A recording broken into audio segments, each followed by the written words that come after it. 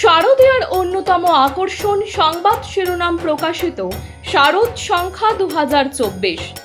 শারদীয়া 1431 দুর্গাপুজো উপলক্ষে সংবাদ শিরোনাম পত্রিকা আগামী 15ই আশ্বিন 1431 ইংরাজি 2রা অক্টোবর 2024 অর্থাৎ মহালয়ার পূর্ণ লগ্নে শারদ সংখ্যা প্রকাশ করতে চলেছে।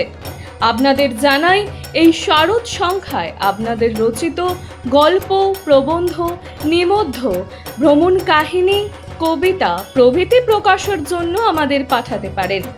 আপনাদের লেখা অবশ্যই হোয়াটসঅ্যাপে টাইপ করে 8770267797 অথবা 9007322922 এই নাম্বারে।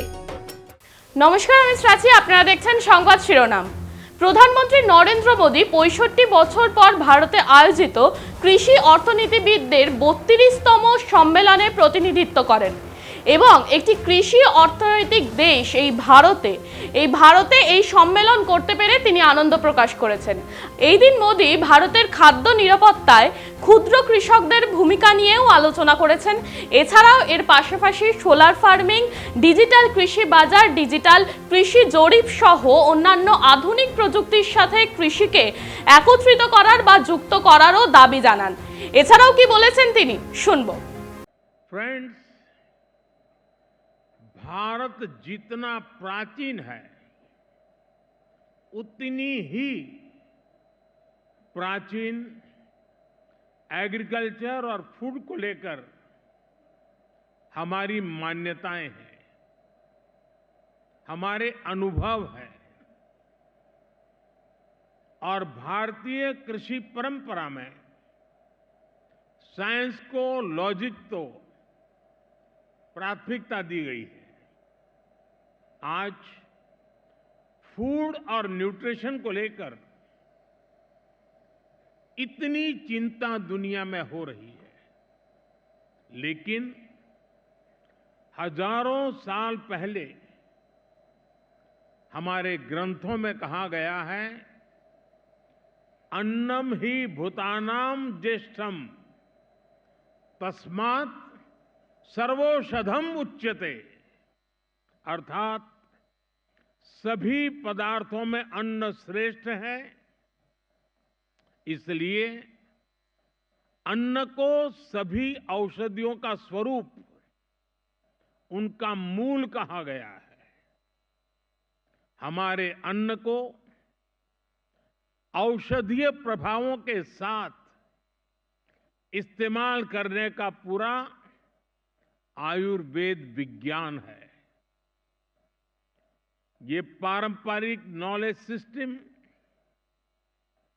भारत के समाज जीवन का हिस्सा है। फ्रेंड्स, लाइफ और फूड को लेकर ये हजारों वर्ष पहले का भारतीय विजडम है। इसी विजडम के आधार पर भारत में एग्रीकल्चर का विकास हुआ है।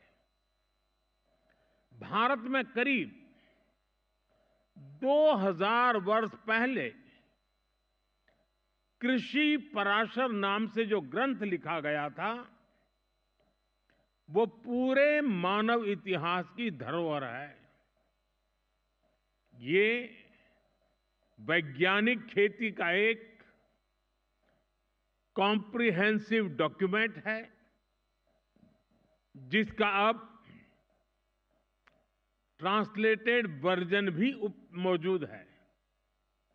इस ग्रंथ में कृषि पर ग्रह नक्षत्रों का प्रभाव, बादलों के प्रकार, रेनफॉल को नापने का तरीका और फोरकास्ट, रेन वाटर हार्वेस्टिंग, जैविक खाद, पशुओं की देखभाल, बीज की सुरक्षा कैसे की जाए, स्टोरेज कैसे की जाए, ऐसे अनेक विषयों पर इस ग्रंथ में विस्तार से बताया गया है।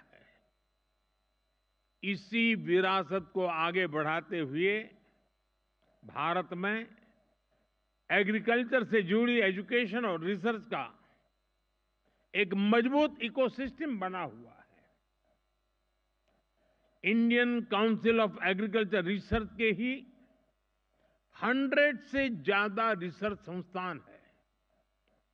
भारत में एग्रीकल्चर और उससे संबंधित विषयों की पढ़ाई के लिए 500 से ज्यादा कॉलेज है। भारत में 700 से ज्यादा कृषि विज्ञान केंद्र है जो किसानों तक नई टेक्नोलॉजी पहुंचाने में मदद करते हैं। पिछली बार जब ICAE की कॉन्फ्रेंस यहां हुई थी तो भारत को उस समय नई नई आजादी मिली थी। वो भारत की फूड सिक्योरिटी को लेकर, भारत की एग्रीकल्चर को लेकर एक चैलेंजिंग टाइम था। आज भारत एक फूड सरप्लस देश है। आज भारत दूध, दाल और मसालों का सबसे बड़ा प्रोड्यूसर है।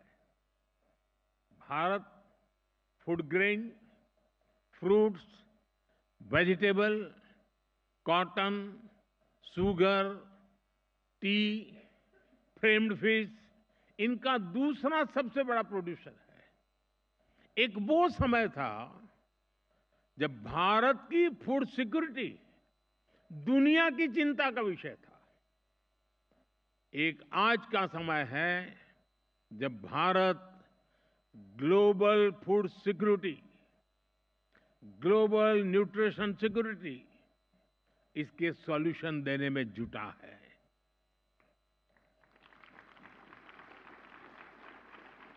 इसलिए फूड सिस्टम ट्रांसफॉर्मेशन जैसे विषय को डिस्कस करने के लिए भारत के अनुभव बहुमूल्य है।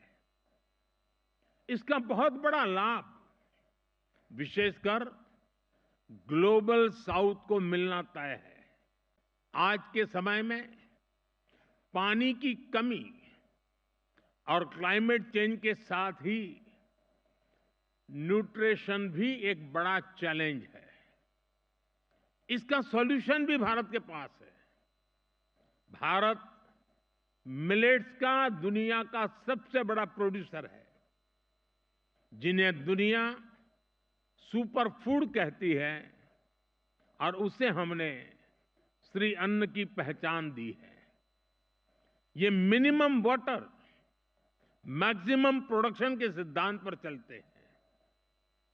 भारत के अलग अलग super foods global nutrition problem को एड्रेस करने में बड़ी भूमिका निभा सकते हैं। भारत अपने सुपर फूड की इस बास्केट को दुनिया के साथ साझा करना चाहता है। साथ ही भारत की पहल पर पिछले साल पूरे विश्व ने इंटरनेशनल मिलेट ईयर मनाया है। মানুষের পাশে মানুষের সাথে আমরা আছি এই বাংলাতে। আপনারা দেখছেন সংবাদ শিরোনাম। দেখলেন তো অনেক কিছু, এবার দেখুন নতুন কিছু।